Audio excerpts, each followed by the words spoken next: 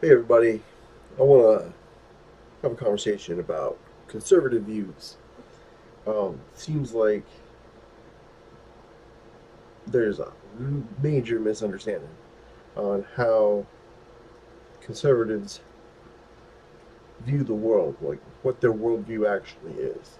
So, I kind of want to do a quick breakdown related to current stories so that we can have a better picture as to why these disagreements are there. First, um, we'll just jump right into one of the more controversial ones. Um,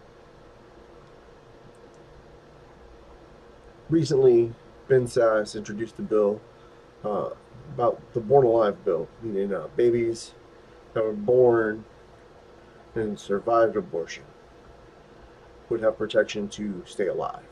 That they would have the right to not have that life taken from them. They weren't inside the womb, they were completely outside, independent from the mother. So the whole uh, for the mother's life argument is out the window on that particular bill. And you had Mitch McConnell, you had Ben Sass himself, and several other uh, representatives talk about how they couldn't get the 60 votes on a bipartisan passage to keep babies that had already been born alive. And this is directly related to the comments made from the governor in Virginia, who was in a bunch of controversy for the blackface and everything like that. Um, he's not ready to leave.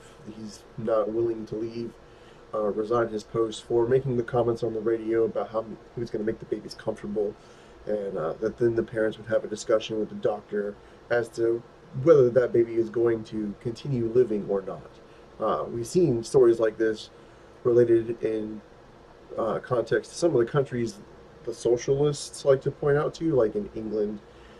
You had the Charlie Gard story, and how the government basically took charge into saying these doctors, this panel of doctors, will determine whether you can leave or not. The doctors said that the baby should die with dignity, and the parents weren't asking for a handout. They weren't asking for the government to pay for them to come to America. They had heard that there was this potential treatment to save their baby. They wanted to do that, and the government essentially said no. When we're talking about a woman's right to choose, the argument revolves around my body, my choice, that whole concept. And that's fine. You're allowed to hold that view, and we can debate those issues. But the conservative aspect of that is going to say the baby is not your body. It's in your body. It is not your body. It's its own independent body. It has its own genes. It has its own fingers, its own toes. It's all independent. It's just going through the process of being created through you. This is why the conservatives will typically say the beginning of life is a conception. It's not this just regular lump of cells. It's continuously in a state of development for 9 months, and after that 9 months, it can be born, and it's its own entity, it's its own life. It's going to be its own being. Hopefully, it'll grow up, it'll vote, it'll go to college, it'll do all of those things. But it doesn't have any chance for that whatsoever if we're going to continue to push for abortion later and later and later. Even Roe versus Wade only allowed for abortion to be within the first trimester. Uh, they keep pushing that boundary further and further. Like I said, we already talked about Virginia. You had New York. They're having issues with that right now because if we're not considering the baby a life, you can't consider if there's a forced abortion through like abuse or something like that, the people won't be held accountable for homicide. It says that directly in the law that it wouldn't constitute a homicide, which was a sticking point for an argument. That's one way to resolve it because in the past the argument's always been you don't get to have it both ways. You can't say that it's not a life when I want it aborted, but if something happens to it, like your boyfriend beats it or something and forces an abortion, that they get charged with double homicide. We would say that they should get charged with attempted homicide or a homicide of the baby because they did effectively kill the life. The conservative view is fairly consistent that it's a life, and if anything prohibits that life from being properly attributed to the process, that it is effectively killing or a murder. and that there should be consequences for that. The liberal view seems to be a little bit flimsy on it. They try to do a lot of different arguments. Conservatives are fairly consistent. Uh, Birth begins at conception, 9 months, okay. It's developing, it's forming into another person, and then it should be protected. They can't speak for themselves. There's always been a large advocacy of, speak for those who can't speak for themselves. I don't find that this falls in any other guidelines than that. Um, we should protect the preservation of life because life has value. All life, regardless. You have Iceland with the autism, and they're saying they solved the problem basically, but it's essentially through euthanasia or through abortion. If they have Down syndrome, they're done. Um, it's not really a fix. It's gonna cost them down the road. Um, and in a lot of ways, it's already had some ramifications. We already addressed the Charlie Gard thing, and if we continue down this path, we accept the abortion argument as it is for, uh, you know, rapes and things like that, which there is statistical numbers for. It's not discrediting that, but if we accept that as the norm and make that as the basis of the argument, we don't get at the heart of the issue. The reality is that the instances that they use, the extreme instances of rape percentage and um, incest and at the expense of the mother's life, all of those things are relatively rare. And the whole point that the Democrats used to make is that if abortion is going to be legal, it should be safe, legal, and rare. And now it doesn't necessarily have to be safe. It's completely legal, and they want it to be legal until birth and some even beyond that. And it's not rare. So those are the big differences. There's a huge divide there. So it's not that conservative view is anti-woman, it's pro-life. That's the whole point of it being pro-life. I want the mother and the baby to both live and have rights and be preserved, and those factors. Uh, the whole concept stems from the aspect of responsibility uh, because of the rarity of rapes and things like that. I'm not saying that they don't happen. It's a terrible tragedy, and there should be consequences and justice for those things. The guilty parties should be held accountable. But the rarity overall suggests that most of the cases are to abort an unwanted baby, meaning to not face the consequences of the action that caused conception to begin with. And what a lot of these places like Planned Parenthood won't express to you is that there are consequences that happen from having the abortion. They linger with the women that have them. Oftentimes there's a lot of regret. There's also potential health concerns. And I do understand the argument that if it wasn't legal, that it would just go underground like it used to. And I think that's a dangerous thing too. But even when it is legal, you still see that there are underground things going on. Kermit Gosnell would be a perfect example of what I'm talking about when it's related to that. Um, just all in all, you have to have a lot of arguments on the liberal side to be pro-choice that don't always line up. Even validity, because life validity is different in different places. We're seeing that through medical innovations. Babies can be born earlier and earlier and still survive outside of the womb. They can still wind up having a nice, productive life. Um, we've seen a lot of premature births that wind up in, success. It takes some time, it takes some money, but it is possible. So the validity of a life outside of the womb, like when a baby could actually have a life and live independent of the mother, is much earlier in America than it would be in, say, South Africa or any of the underdeveloped countries, or what the outdated version of third world countries would be classified in. All of those more agrarian societies that are more impoverished and things like that. They're not going to have as much of a success rate. They're going to have a higher infant mortality rate as opposed to America, where we have a lot more medical innovation. So even that argument, you have to sit there and say, okay, well, when you want to argue validity, where do you put that line at? When do you say, okay, at this point, this baby is a life? Because again, conservative view is consistent. It begins at conception. Like, that's the origin point. If you're going to argue validity, well, then you have to say, okay, what are we talking about? What's the consistent measure of that? How do we apply that universally? And they typically can't do that when you look at all of the facts. Um, the next big thing, there's this huge push for socialism. Uh, I had been talking about it for quite some time, and it seems like some people were just thinking it was hyperbolic. And now you had Bernie Sanders come out, Democratic Socialist. He ran a whole campaign on that. He came close. He put a close race with Hillary Clinton. Now he's running for president again. And since then, you've had several other Democrats claim that they are Democratic Socialists. Uh, One of the most notable ones recently has been Alexandria Ocasio Cortez. And this is a dangerous road to go down. What is what is socialism? That's a question that so many people can't seem to answer. So let me break it down for you. Socialism was a concept that was designed by Karl Marx when he wrote the Communist Manifesto, which is important because he didn't write the Socialist Manifesto. Socialism has always been designed to be a stepping stone towards communism.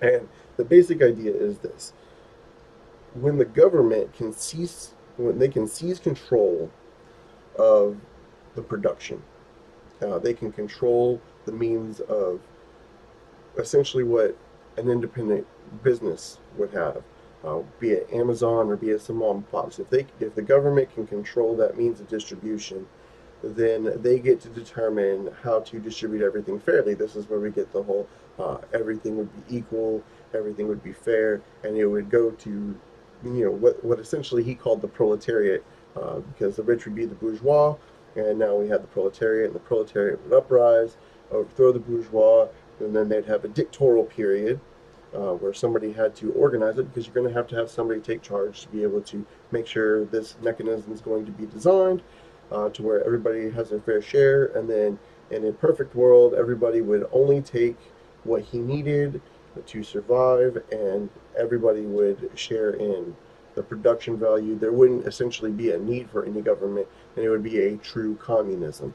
The problem with that is that they never seem to get past that dictator part. You saw that with Lenin, you've seen it with Mao, you've seen it in Venezuela with Maduro. Those are just three off the top of my head examples, and there's many more. You saw it in Vietnam, you saw it in Laos. You could just go on and on and on with how it doesn't work. Same thing in Cuba. Like I said, the list just goes on and on and on and on. Why we're talking about doing it here doesn't make any sense to me, because capitalism is a system that has been proven to lift the most people out of poverty in the shortest amount of time. Does that mean it's lifted every single person? Of course not. But overall, even our poor people are better off than poor people, again, in other lesser developed countries, like in Africa, like in some of the Philippine islands, like in South America. Uh, the way I like to break it down is if you look at the homeless people, the homeless people in America, they have access to water facilities. They can go to a public bathroom, use the bathroom. They can use the sink to clean themselves. And it's fairly clean water. It's not the best. It's harder to get access to food, but we have such an abundance of food. Yeah, they do dig in the trash for it. And the food that they find in the trash here is a lot better than the dogs they're eating down in Venezuela. I'm not saying it's an ideal situation. It's not. But they can find lighting. They can find shelters. There are homeless shelters. They do form communities. Even the homeless are better off here in America than the homeless are in Ecuador or Chile or even Greece or European countries. Where they're just better off, and there's nothing that says that they can't wind up improving their station in America. That is not the same thing in some of these other countries that they like to tout. Another thing about a lot of the countries, like Denmark is one of the big ones. Denmark's actually a capitalist model country, and even their leaders claim that they are. So why you'd want to say you'd want to copy that model doesn't make sense, especially considering when you have the Medicare for all idea. They have a Medicare for all kind of system, and there's a lot of complaints about it. They pay an outrageous tax. Over 50% of their income goes towards paying taxes. Um, I couldn't imagine going home with only half of my check and feeling like I could support my family off of that. That just doesn't seem logical to me. I'm by no means super rich, so I wouldn't really be classified as not paying my fair share, but that's another argument that they like to use against the super rich. But I digress from the original train of thought. Uh, if you do Medicare for all, you have to pay for it somehow. And Denmark shows us that you're going to have to tax the people. That doesn't just mean the rich, because if you just tax the rich, several things are going to happen. Either the rich are going to say, I'm not going to lose that much of my own money, I'll just pack up and move because I can afford to. And then they'll leave, and then we don't have that income going into the GDP.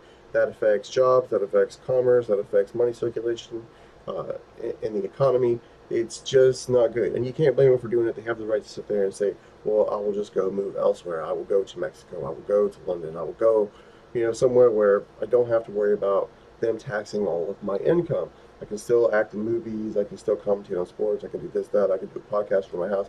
And I don't have to worry about getting charged an arm and a leg like I would because they want to sit there and tax me 90% in America. That's what the socialists are essentially going for.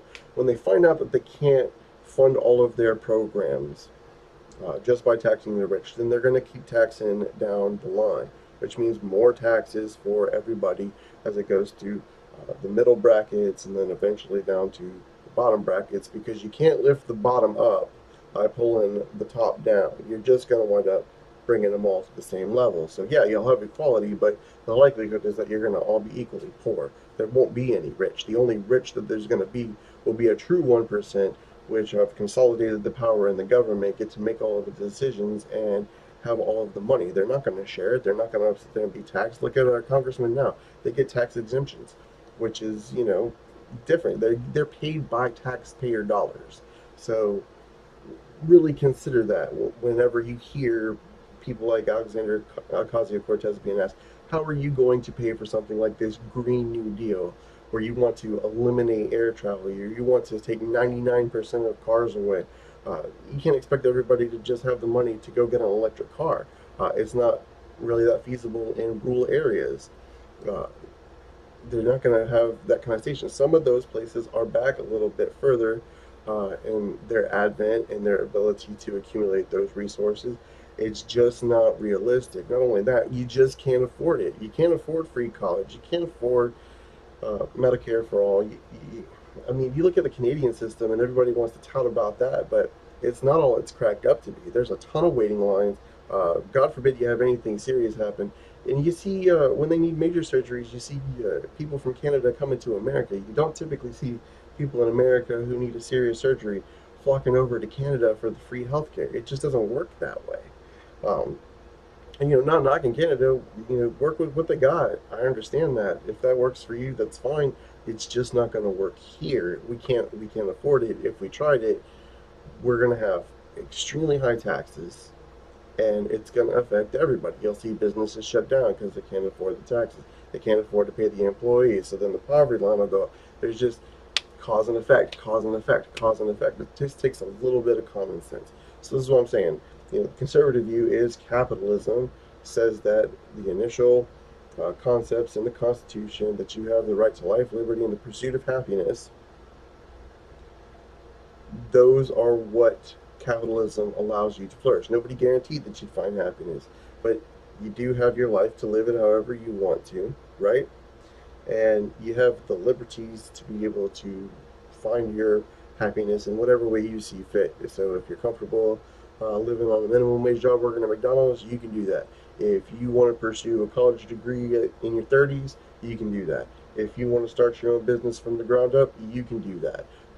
Doesn't mean it doesn't take hard work. That's the part that people miss. It's like they think that the opportunity should be more of a handout. No, it takes effort and work and determination and sacrifice to make those things happen for you. So life, liberty, and the pursuit of happiness really depends on how much are you willing to put into your life with your liberty for your happiness.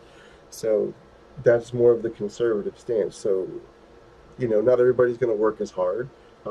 Some people are going to try to make more money and be more ambitious. Some people are not. So the whole inequality argument is a natural event. And I can explain it this way. If you leveled out everything right now and you said, okay, everybody starts off at the same amount of money. If socialism was correct, you would never leave this flat platform. But what's going to happen is some people are not going to want to work as hard or make any more money than what they have, which is fine.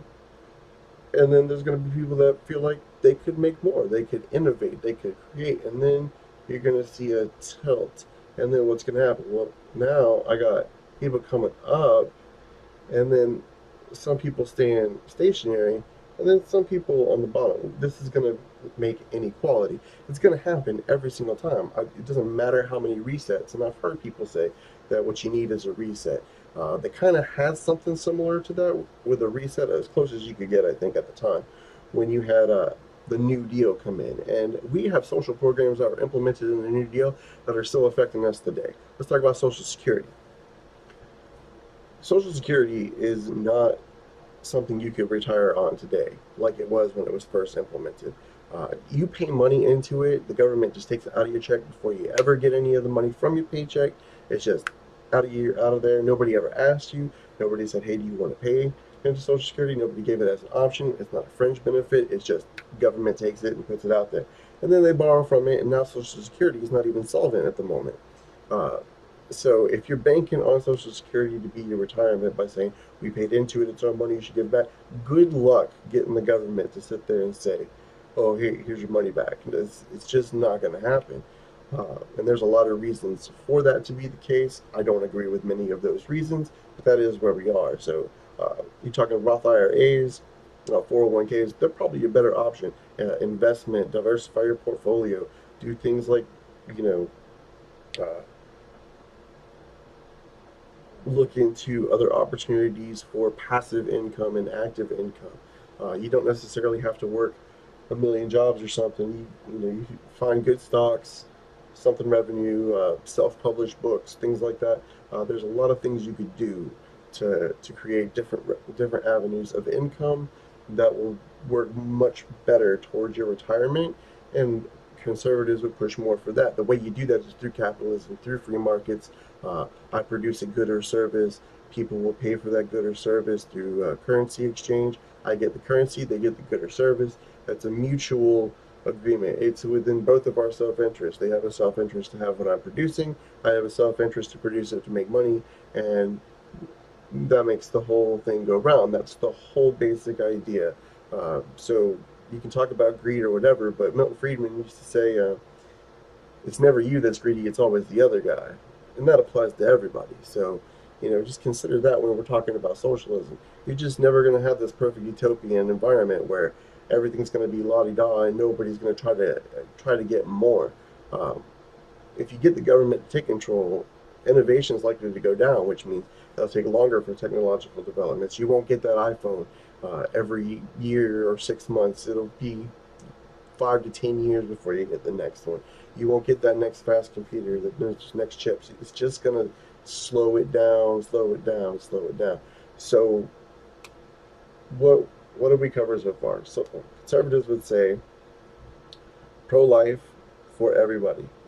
Protect life. Life has value. Sanctity of life. Uh, Unleash the free markets. Get the government out of the way. When the government's out of the way, the markets flourish. Uh, Independent passive incomes are much easier to access. Um, Inequality is a typical outcome because it does create job creators. It does allow small businesses to grow into larger businesses. It does breed competition. There's a number of problems with this uh, scenario as it stands today. But again, it's mainly because of regulations that are standing in the way. A good example of what I'm talking about, let's talk about the insurance companies. You have you had Obamacare that tried to consolidate government entity as your healthcare provider, which turned out to be a pretty heinous disaster. You had people getting laid off, you had people getting shorter hours, you had businesses shutting the doors because they couldn't afford the taxes. You had people opting to pay the fine over the actual insurance because it was cheaper to pay the fine. Um, it just doesn't work to mandate that kind of tax, and it had to be a tax because it had been unconstitutional otherwise. So if that didn't work, and you don't like how much you're paying in insurance now, remember that was the outcome when we're talking about doing that to everything else. When we're talking about nationalizing all of the businesses like the banks and the supermarkets, because that's what's coming with this socialism ideology. So it's pro-capital. Conservatives are pro-capitalism, anti-socialism, anti-communism. Um, If you feel sentimental to those, I would say go visit one of those countries that's dealt with it. Go ask anybody who's ever lived in it and see how much they liked it. See if they don't tell you anything different than what I'm telling you right now about how that works out. It's also very difficult for a country to come back from it. You can, but it takes a long time, and the reversals are hard. They're very, very hard to come back from. Um, we don't want to give that up. To accept the government to take over everything, which is antithetical to what conservative views would look at, means that you lose your rights, your liberties. You're given more and more away. It's the whole safety versus security type argument. Uh, the more security I advocate, the less, you freedoms I have. So, we have so many things that invade our privacy now. We got webcams, we got computers, we got cell phones, and we got something with a microphone that we carry around with us all the time. Some people have more than others. So, you know, how much do you want the government to invade your privacy? How much are you willing to do that on a voluntary basis? Um, when it comes to goods like the ones we pointed out, like the webcams, computers, and stuff, people are a little bit more willing. But do you think that the government should just be able to store all that data, pick it up, use that against you at some point? Because that's the road we're heading down. The very Orwellian 1984 style Big Brother kind of thing, where there's a all-seeing eye that's gonna monitor everything you do, be able to pop you for stuff. You see them monitoring the speeches from speakers that are disagreed with on college campuses. They're shutting those down. They're having to hire security forces, excuse me, um, out of their own pockets for extra protection. There's been arrests, there's been undercover videos, and this leads me to one of my bigger points that I wanted to address today in this video. There's this big argument over viable sources, which ones are, um, more neutral. So let me explain this. There are no neutral news outlets, period. You are going to have some that lean more to the left, you are going to have some that lean more to the right. And it is our responsibility to determine which stories to believe, why we believe them, and kind of fuse those two narratives together to figure out what's true. Both sides of the coin, understand the arguments, come to your own conclusions. That's on us. They have freedom of the press to say whatever they want, as long as it's not slanderous or libel. And that's the big thing is when we're talking about uh, whether they lean left or right, they all have laws that they have to follow based on libel. That's why you have retractions of stories and corrections to stories. And, there's difference between commentary shows and just the facts type news programming. So there's difference between cable news and, outlets from new media like Blaze TV or Daily Wire or the Young Turks or things like that. Um, there's a growing market for those kind of things, but don't get trapped into only falling into your own ideology. You got to listen to the other side, especially from time to time. It's hard to know how they're painting the narrative. You'll get clocked in that groupthink, and then you wind up ignorant of all of the issues. The concern I see uh, with what I've experienced recently is that people don't even know what's going on right now, and they don't have an understanding of what it is right now. I recently saw a video where a lady attributed socialism with talking with each other. And, we're socializing right now. That's socialism. It's completely ridiculous, but this is why politics matters because we have fewer and fewer people paying attention, and that's a problem because now we have a growing gap of people who don't vote, who don't pay attention, which means fewer and fewer people are participating in making the decisions for this country. So, do you really want to put that decision in the hands of a small group of people that you might not agree with? You should definitely vote every election. You should definitely keep track of what's going on in current events. You should keep track of your narratives. You should know what their arguments are in order to better defend your arguments. I hope to make more videos like this. If there's a topic I did not address that you would like me to address, I will do my best to focus on it and kind of answer any questions to the best of my ability. Uh, Understand that I'm not, I don't have a press pass. I'm not an expert. This is just, I'm a regular guy at home who really likes to keep up with this stuff. I studied it in college. I'm just really enamored with promoting people to understand why they should vote, what they need to do to figure out where they stand on the issues, clarify what conservative issues are. I myself am a conservative, which is a black mark on me almost automatically on any kind of social media network. Like any kind of new media, YouTube has had issues with conservative speakers, and Google has had issues, and Facebook has had issues, and it just goes on and on and on. So, yeah, that's gonna probably be to my detriment. But I am conservative, and I'll just be way out there with it. I'm more than happy to listen to opposing views and opposing arguments and try to give my reasons why. Try to meet in the middle, see if we can't find some solutions.